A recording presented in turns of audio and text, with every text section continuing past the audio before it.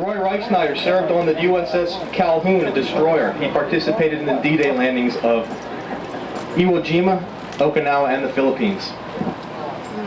The Calhoun, unfortunately, was crippled on April 6th of 1945 by a kamikaze attack and abandoned. And they weren't able to save it, so they scuttled the ship with friendly fire. And I'll let Roy fill you in on the rest. Thank you. We are honored to be here. 70 years ago, that's a long time and things fly by. I think I should start with the USS Calhoun on the day that we were commissioned. It was a very hot day in Seattle, Washington, and our captain, this was his second destroyer that he was going to be put on. He made his speech and wound up by saying, we are taking out 354 sailors here. He said, we're taking those out. I don't promise you how many are coming back.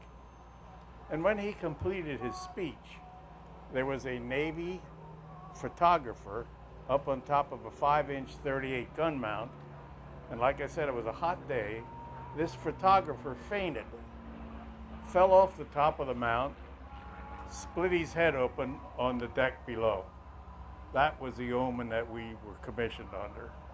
So that was the start of it. I would like to inject one other thing. The day before that I was taken into the service, I graduated from high school on a Friday night. I was in the Navy on Monday morning. My mother was concerned because, I should have been at that point contributing to the operation of the family, and I wasn't able to. But I made a commitment to her that I would send every one of my paychecks home from the Navy. I never received a paycheck in the Navy. It all went home. My mother was supposed to use it to support the family. Instead, my mother bought war bonds, savings bonds. And when my wife and I went into housekeeping, she presented these to us. We were able to buy all of our appliances and furniture. Thank God for Mother. Just a wonderful woman. The USS Calhoun, the story really behind it is we were only one of 3 ships in the Navy that could do 40 knots. 40 knots on the water is fast, especially with a destroyer when they make fun of us, we're half the time out of the water, half the time under the water. But that's a destroyer. Disposable is what they are, tin cans. We served under General McCain's, Admiral McCain, which would be Senator McCain's grandfather. He was had a task force of aircraft carriers. We served him on the invasion of the Philippines. And then I have to put a story in there, a little funny. We were very close to Australia, and we were supplied by a supply ship out of Australia. They brought us food and fuel. The food they brought us was mutton. And when they got out of sight, our kitchen crew immediately dumped the mutton into the ocean. It was, must have been very putrid because they got rid of it all. But we were in the invasion of the Philippines, and then went up to Iwo Jima. Iwo Jima was a frightening experience. We went right in with the landing craft, right into the beach. In fact, the Japanese were hitting us with mortar fire, which means you're very close proximity to the beach. They exploded a torpedo tube, killed some of our men. The Marines there suffered something awful. It was a really bitter thing.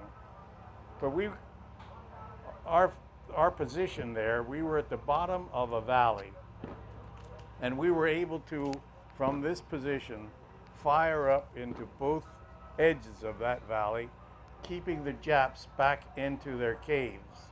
That way the Marines could advance ahead, and they took care of them with their flamethrowers as they went. And this is how I actually witnessed the raising of the flags on Iwo Jima. I was a gun captain. I had my head out of the mountain. I could witness it all. They put up a small flag at first, and then followed by the big flag. And when that big flag went up, every ship in that task force sounded their whistles, horns, fired guns.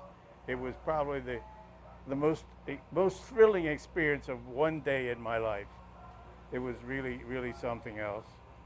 At that same time, firing those guns for 3.5 hours, and as a gun captain, I rotated with everybody else. I popped a hernia. The doctor on the ship, as soon as he looked at it after we secured general quarters, he said, "You've got to be operated on immediately." I said, "Well, yeah, it's a good place for it." So they got me onto a cruiser, from a cruiser to the carrier, and the carrier flew out 6 or 8 of us into Pearl Harbor, and I was operated on the next morning. And the reason I brought that up, I was actually on the limited duty when our ship got sunk 2 weeks later. Getting transferred back to the ship, I was transferred by a Bosons Chair. I don't know if anybody is familiar with a Bosons Chair or not, but it's nothing more a series of ropes that's made like a seat, somewhat like that, and you're transferred from one ship to another. Nothing but space in between you. I had the responsibility of 2 of my fellow shipmates who missed the ship when it left the Saipan, and I was made to be the MP to get them back to the ship because they were deserters. But anyway, I was transferred first, and as soon as I hit the deck back on my ship, the bosun's mate who met me said, "You all right, Guns?" I said, "Yeah, I'm fine." He said, "Well," he said, "you know, that was a pretty good experience." I said, "Yeah."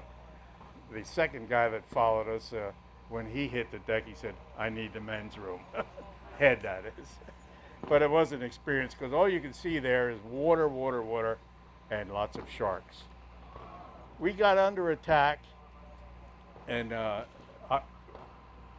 invasion of Okinawa was April the 1st in 1945.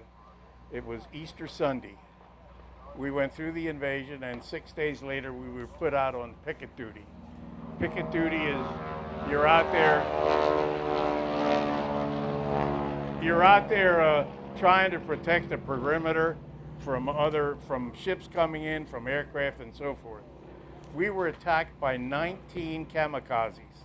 They approached us from every angle. They circled. There were 2 of them that led the attack. They never made a run on us. They stayed away from far enough away that we couldn't reach them with our 5-inch .38s.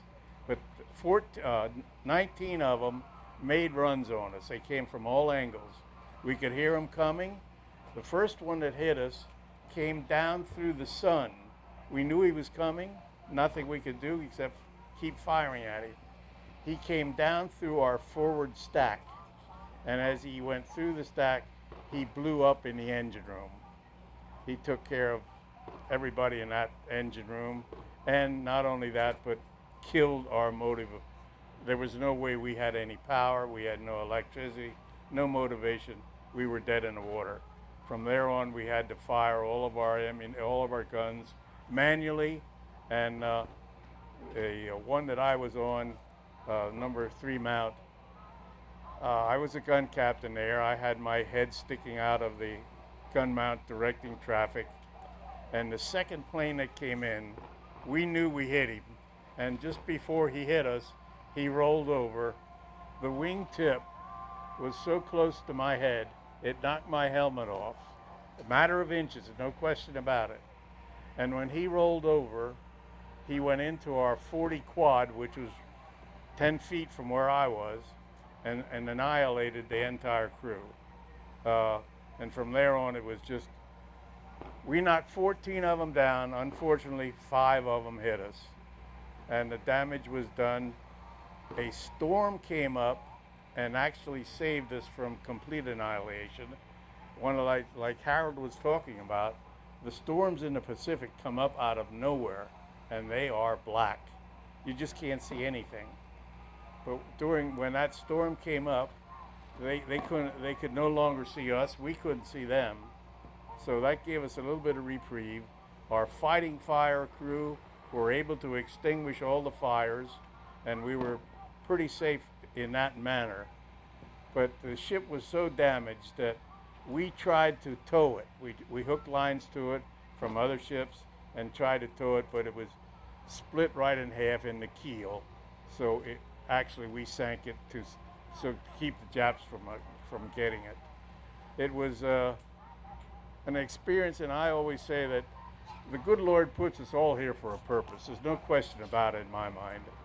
And the good Lord put me in that position, and I am proud to say that I did honor my country, and I put 3 years in the Navy. I honored my country, but on my shirt here, I would like you to notice something. There's a cross here, and a high school student did this for me. Has cavalry, the amount of cavalry on here. That's the one who made the real sacrifice, our Lord Jesus. Thank you.